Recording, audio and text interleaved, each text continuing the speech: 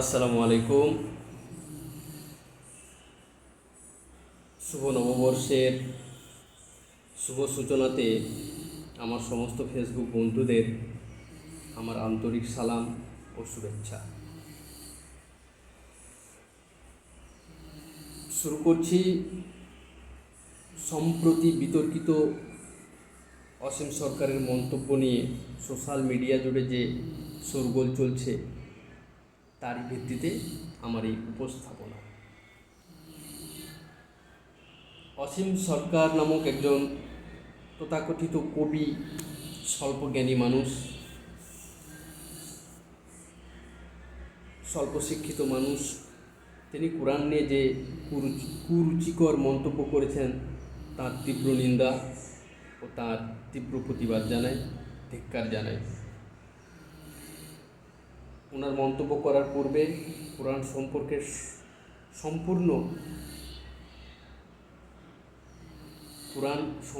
সম্পূর্ণ জানা উচিত ছিল, বোঝা উচিত ছিল, তারপর মন্তব্য করা উচিত ছিল। স্বল্প শিক্ষিতরা তাই করে। স্বল্প বিদ্যা ভয়ঙ্করী, little learning is a dangerous thing. স্বল্প শিক্ষা ভয়ঙ্কর। একটি প্রবাদ আছে, বাংলায় একটি প্রবাদ আছে, স্বল্প শিক্ষা ভয়ঙ্কর, little learning is a dangerous thing. সেটা অসীম সরকার তার উপস্থাপনার মধ্য দিয়ে প্রমাণ করেছেন। অসীমবাবু উনি মুসলিমদের বিধছেন, আক্রমণ করছেন, মুসলিম সমাজ, মুসলিমদের কুসংস্কার, মুসলিমদের শাস্ত্র, মুসলিমদের পবিত্র ধর্মগ্রন্থ সব নিয়ে উনি যাচ্ছা তাই নিয়ে বলে যাচ্ছেন। দেখছি তো, ওনার ভিডিওগুলো দেখছি তো। আরে অসীমবাবু, আগে নিজের ধর্ম নিয়ে প্রশ্ন করুন। অন্যের দিকে আঙুল তোলার আগে আঙুলটা একটু ঘোরান। ইতিহাস সাক্ষী আছে, এটা আমার কথা নয়, ইতিহাস সাক্ষী আছে। হেনরি লুই ভিভিয়েন ডিরোজিওকে চেনেন? আপনি তো ইতিহাস পড়েছেন, আপনি জানবেন। হেনরি লুই ভিভিয়েন ডিরোজিও একজন ফরাসি অধ্যাপক, যিনি কিনা ভারতে এসেছিলেন অন্ধকারাচ্ছন্ন, অশিক্ষিত, কুসংস্কারাচ্ছন্ন ভারতবাসীকে শিক্ষা প্রদানের জন্য। হেনরি লুই ডিরোজিও থেকে শুরু করে রাজা রামমোহন রায়, ঈশ্বরচন্দ্র বিদ্যাসাগর, এদের কারো ইসলাম সমাজের জন্য প্রয়োজন ছিল না। এদের প্রয়োজন ছিল only for Hindu community, only for Hindu society. কারণ যত কুসংস্কার, যত গোঁড়ামো, যত নোংরামো, যত অসভ্যতামো, তা হিন্দু সমাজের মধ্যেই বিদ্যমান ছিল শুরু থেকে এ যাবৎ। আর ইতিহাস সাক্ষী আছে, এই সমস্ত মনীষীদের, শিক্ষাবিদদের মুসলিম সমাজের জন্য প্রয়োজন ছিল না শুরু থেকে এ যাবৎ। হেনরি লুই ভিভিয়েন ডিরোজিওর লক্ষ্য একটাই ছিল, তৎকালীন গোঁড়া হিন্দু দ্বারা যে সমস্ত হিন্দু সমাজে যে সংস্কারগুলো প্রচলিত ছিল বা বিদ্যমান ছিল, তার মধ্যে জাতিভেদ প্রথা, সতীদাহ প্রথা, মূর্তি পূজা, এসবেরই উনি বিরুদ্ধাচরণ করে গিয়েছিলেন। তার জন্য ওনাকে আন্দোলন করতে হয়েছিল, উনি সংগঠন তৈরি করেছিলেন, ওনার অনেক অনুগামী ছিল। উনি পেশায় একজন অধ্যাপক ছিলেন, হিন্দু কলেজের অধ্যাপক ছিলেন, আপনি ইতিহাস দেখে নিতে পারেন। 1831 খ্রিস্টাব্দে গোঁড়া হিন্দুরা অভিযোগ করেছিল ওই শিক্ষকের বিরুদ্ধে, হেনরি লুই ভিভিয়েন ডিরোজিওর বিরুদ্ধে।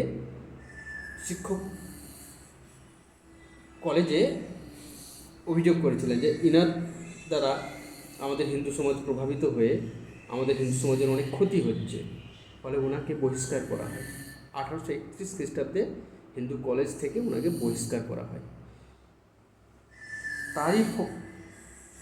সেজন্যই হেনরি লুই ভিভিয়েন ডিরোজিওরই এক অনুগামী একজন ছাত্র, হিন্দু ছাত্র, নাম মাধবচন্দ্র মল্লিক, আপনি দেখে নিতে পারেন।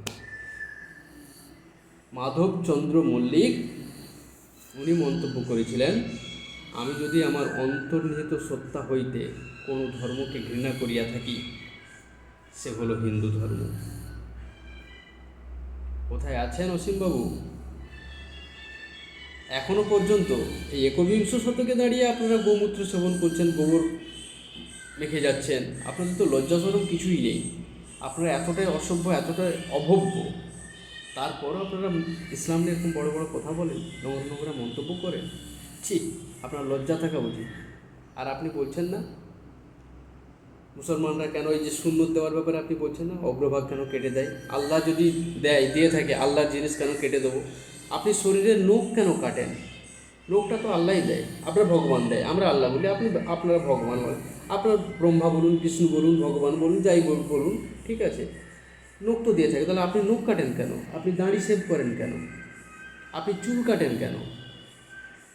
তাহলে নখ কাটতে হয়, তার সায়েন্টিফিক ব্যাখ্যা আছে।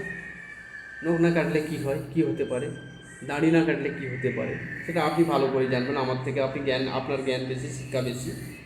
তাহলে পুরুষদের যৌনাঙ্গের অগ্রভাগটা কেটে দেওয়া হয়, তারও কিছু না কিছু কারণ আছে অবশ্যই, সেটা আমার এই সোশ্যাল মিডিয়ায় বলা ঠিক হবে না। আপনি গোপনে কোনো ডাক্তারের কাছ থেকে আপনি জেনে নিতে পারেন যে মুসলিমরা কেন এদের অগ্রভাগটা কেটে দেয় আর এর পেছনে সায়েন্টিফিক লজিকটা কী। অসীমবাবু, এই একবিংশ শতকে দাঁড়িয়ে আপনারা এখনও অসভ্য বর্বর আছে। আর গুগলে যদি সার্চ করা হয় কোন ধর্মের অভ্যন্তরে সব থেকে বেশি নোংরামো গোঁড়ামো লুকিয়ে আছে, সেখানে নাম্বার 1 লিস্টে থাকে হিন্দু ধর্ম। আমি মন গড়া বলছি না ভাই, আপনি গুগলে গিয়ে আপনি নিজেই সার্চ করুন। তো যাই হোক, আর বেশি কিছু বলবো না। স্বল্প শিক্ষিত অসীমবাবু, আপনি কোরআন সম্পর্কে ভালোভাবে জানুন, তারপর আপনি মন্তব্য করুন। না জেনে বুঝে এইসব ভুলভাল মন্তব্য করবেন না। ওকে, ধন্যবাদ, সবাই ভালো থাকবেন। আমার এই ভিডিওটি ভালো লাগলে অবশ্যই শেয়ার করবেন। খুদা হাফেজ।